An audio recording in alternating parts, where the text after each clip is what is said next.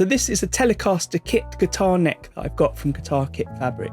I've got videos up showing the whole kit in more detail. If you want to see them, I've linked them in the description to this video. But what we're going to do today is look at how we can spice this up a bit.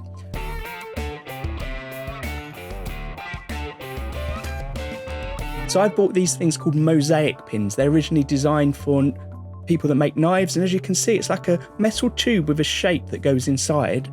I've bought a 6mm diameter one, which is the exact size of the fret markers.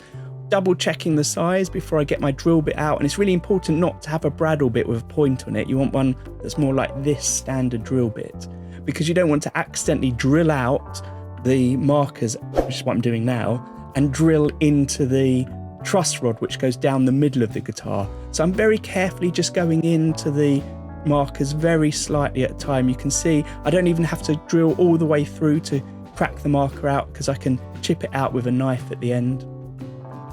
And then just to make sure everything's nice and smooth, I'm going over with a 400 grit paper on all of the holes, and then using a X-Acto blade or scalpel just to go around the edges and make sure there's no rough bits. And then double checking that the mosaic pin fits in. Now the great thing about mosaic pins is there's so many designs. You can get them from loads of places. I think I bought these ones off of Amazon, and then just clamping it in my vise to cut it nice and thin.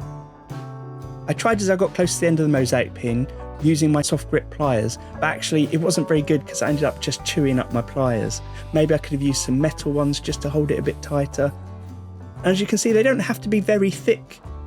These are only 2 or 3 millimeters thick each, but then you need to give them a sand to make sure they're nice and smooth. And again, I'm going back with my knife just to chip out any little bits that might be there.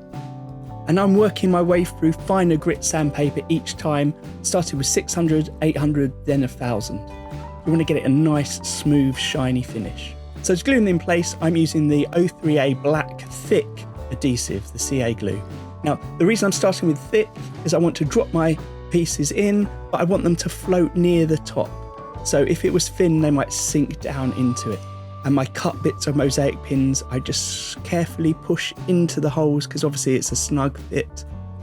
And some of that glue is going to go up and fill the gaps around, in this case, the star shape. Mosaic pins come in such a variety of different designs. And just to make sure it sits snugly, slightly below the surface, I'm using a bit of metal rod, or you could use like a nail punch to get it in. I'm wiping away any excess with a cotton bud. And then I'm using the 03A medium thick adhesive to fill up the gaps, again a black one here. And the thing about the medium thick is, even though it is black, if a little bit spills over the top, it kind of looks clear, so it's not the end of the world. But again, try and brush it off with a cotton pad, and then I'm using the kicker to help it dry. Any bits that go over the top you can scrape off with your scalpel. Then I'm going over with the 03A adhesive thin glue to fill over the top of the mosaic pins to make a kind of clear coating above it.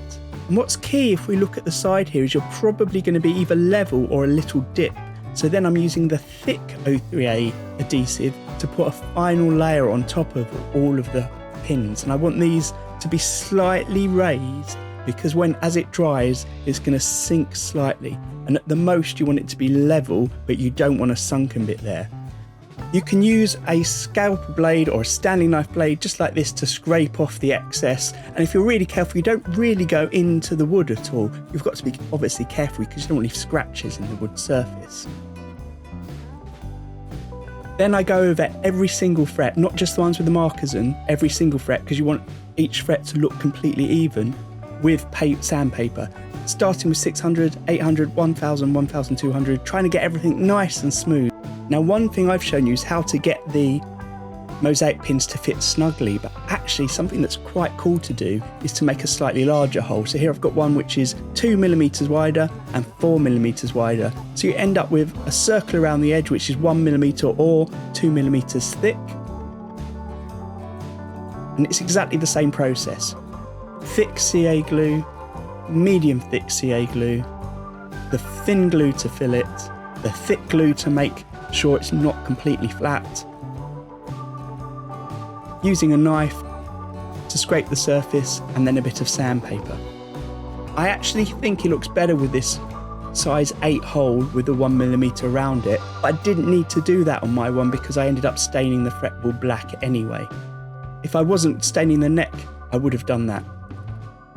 And of course, you could also do it in your process of making a guitar neck, in which case, the best way to do this is to have the mosaic pin slightly proud, so it's raised out of the wood. Then you can file it back and it's there for when you shape and radius your fretboard. That way you're going to get a really perfect finish. You don't need to put that thin layer of the CA glue on top, unless of course that's what you want, the kind of more glossy look to it. In which case you'd make sure it wasn't sticking out, you'd put the CA glue in and then you would radius your neck.